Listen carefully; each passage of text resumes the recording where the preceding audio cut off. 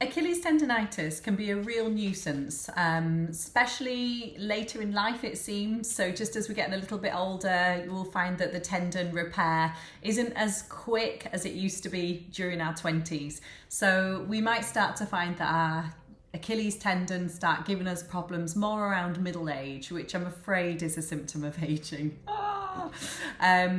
So things that we can try and do to help. Number one, you need to address your foot posture. Do you have pronating feet? Do your feet roll in? If you have a foot that rolls in and rolls flat, and you say to me, no, Joe, I've just got flat feet, go and see a podiatrist and ensure that you get some orthotics to correct your foot posture. Number two, do you have tight calf muscles? Because if you have a tight calf, then the chances are it's going to force your foot into that pronating posture. Pronation, again, is when your foot rolls in and your foot goes flat. And a lot of us live in a pronated flat foot posture most of our lives, and we don't even know that we have this issue. So again, see a podiatrist or a physio and just make sure that you can address that issue.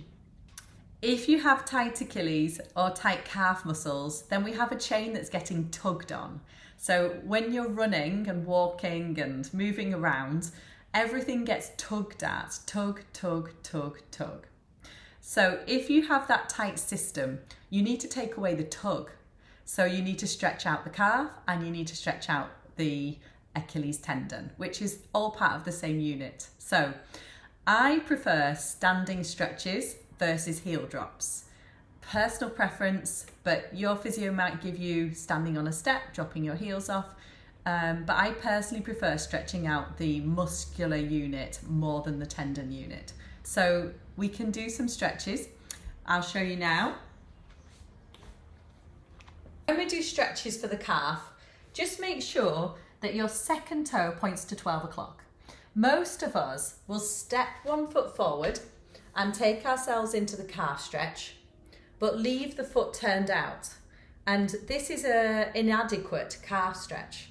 So if we can leave the second toe pointing right in line with our mat to 12 o'clock, you're going to really then feel the difference down those middle fibers and down the back of the calf where it tends to be tight.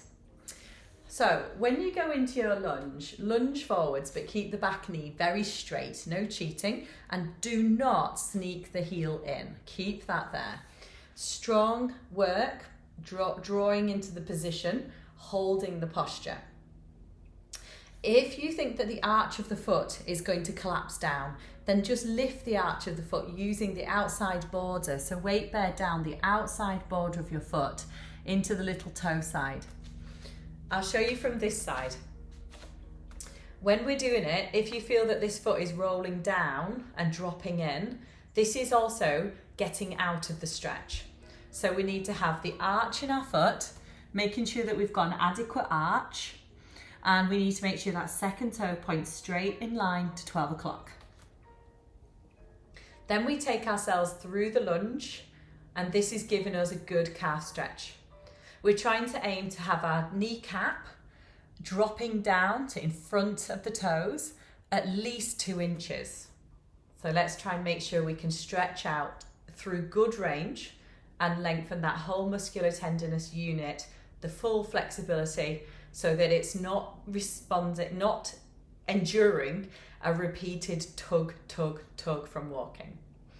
The other side of that is to bend the back knee, keeping your second toe in the forward plane and keeping the arch of the foot. Drop down and bend into that back knee. And then that's going to make sure that you have a good stretch of both muscles. There are 2 muscles of the calf. You have the soleus muscle and the gastrocnemius muscle. You need to stretch both calf muscles, one with the knee straight, one with the knee bent. The final part that I would address around your calf length and foot length, which is something that we don't think about, but foot length, what I really mean is big toe lift? Can you lift the big toe? Can you roll off the big toe? Or are you twisting and whipping off your big toe? So you might have just a bit of joint stiffness at the big toe. That can be a common issue. A stiff toe joint is something that's worth addressing, believe it or not. So again, see a podiatrist or a physio if you have this restricted stiff toe joint. If you can manage a stretch of that big toe and it's just stretching out under the foot, then do it. It's worthwhile doing. I'll show you 2 ways of doing it. Number 1, this is also good for plantarfasciitis. So I'm talking about Achilles tendonitis, but this is also a good toe stretch and foot stretch with plantarfasciitis. You would tuck your toes under and then push with your hands to take your heels, buttocks back to the heels, and stretch out the underneath of your foot. So you're going to stretch out the big toes into their extended posture. And as you take the weight back, you'll feel the whole system tensions through the feet, and that will stretch out the foot posture as well. Increasing the flexibility of your feet so that you have good toe off and good toe extension is going to reduce the work on your calf and Achilles tendon. So if you can have good flexibility of the foot, good flexibility of the calf system, hopefully you've stabilized your foot if you have pronation, I think that you should really improve. After that, it's all about strengthening. There's no point in strengthening something if it's already not on form. Get the biomechanics correct, get the length, get the range, then strengthen. That's my opinion. Take care. See a physio if you have any other problems or you think you need to have it addressed more closely.